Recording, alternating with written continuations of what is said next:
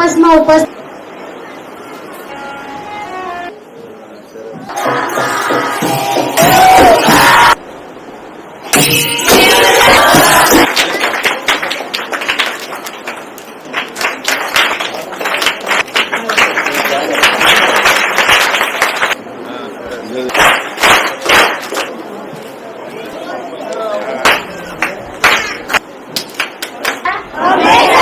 Zebra crossing પર helmet જરૂરથી પહેરીશ.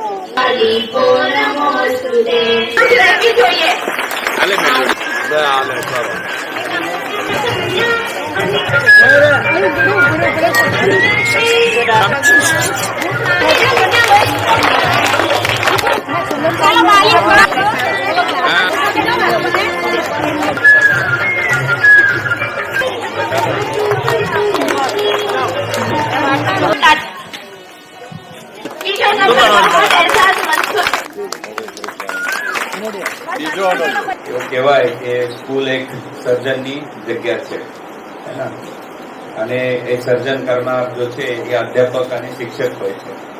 આજે સવારે જ મીડિયામાં એક મેં ન્યૂઝ વાંચી, એમાં એવું લખવું હતું કે ભાઈ સરકારી સ્કૂલમાં ખાનગી સ્કૂલ છોડીને 500 થી વધારે બાળકોએ એન્ટ્રી લીધી છે અને એ ફક્ત સ્કૂલના મેનેજમેન્ટ અને એના જે શિક્ષકો છે એના પ્રયત્ન થકી થયું છે.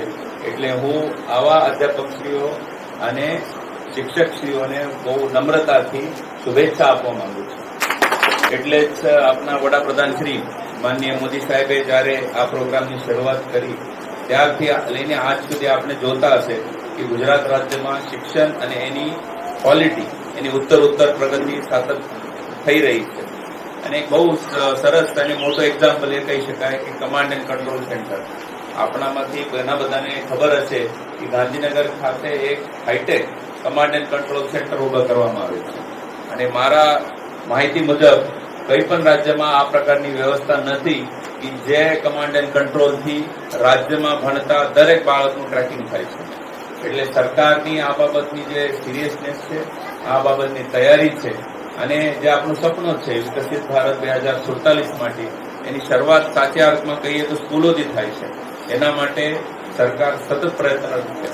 તમે અત્યારે સ્કૂલની બિલ્ડિંગ ઉપર પણ હું જોતું હતું કે ઘણી બધી એવી યોજનાઓ છે, એમાં સ્કોલરશીપ આવી ગઈ, તમારા આવવા જવાનું પ્રવાસનો પાસ આવી ગયો, એના સાથે જે જુદી જુદી મેરિટ સ્કોલરશીપની પરીક્ષાઓથી તમારે ફાઇનાન્શિયલ થાય છે.